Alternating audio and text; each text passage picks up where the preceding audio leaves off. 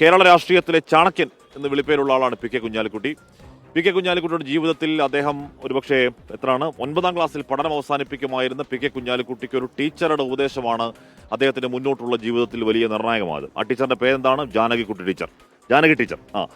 അപ്പോൾ വർഷങ്ങൾക്ക് ശേഷം പ്രിയപ്പെട്ട ടീച്ചറുടെ 84ാം ജന്മദിനാഘോഷത്തിന് സ്നേഹ സമ്മാനങ്ങളുമായി പഴയ പ്രിയപ്പെട്ട ശിഷ്യൻ കുഞ്ഞാലി, സാക്ഷാൽ കുഞ്ഞാലിക്കുട്ടി എത്തി. ആ വാർത്ത ഒന്ന് കാണാം.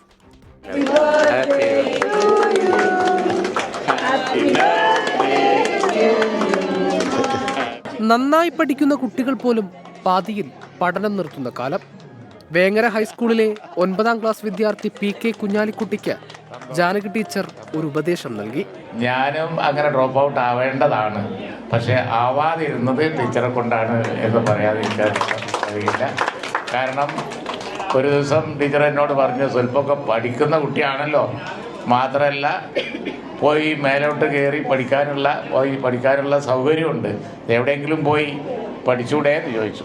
ഈ ചോദ്യം എന്നെ സ്വാധീനിച്ചു. ഞാൻ വീട്ടിൽ ചെന്ന് പറഞ്ഞ് 9ാം ക്ലാസ്സിൽ നിന്ന് വിട്ട് ബോർഡിങ്ങിൽ പോയി പഠിച്ചു.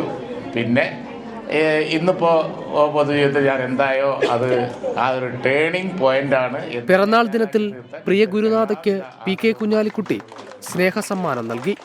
വാക്കുകൾ ഇടറിയാണ് ജാനകി ടീച്ചർ മറുപടി പ്രസംഗം പൂർത്തിയാക്കിയത്. എൻ്റെ എംപ്ലോയ്മെന്റ് ജീവിതകാലത്ത് വേങ്ങര 8ാം കല്ലുങ്കൽ എന്ന് പറയുന്നു.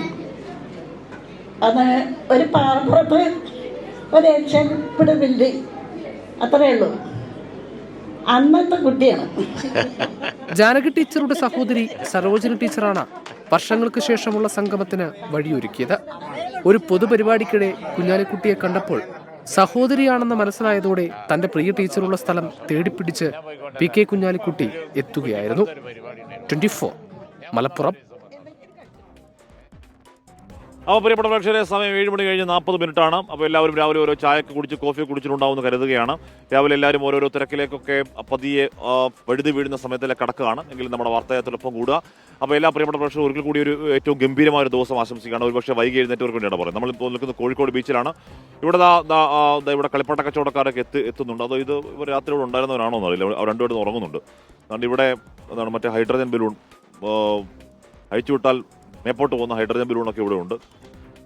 മൊത്തം കോഴികൾ, വിമാനങ്ങൾ, ടെഡിവെയർ ഒക്കെ ഉണ്ട്.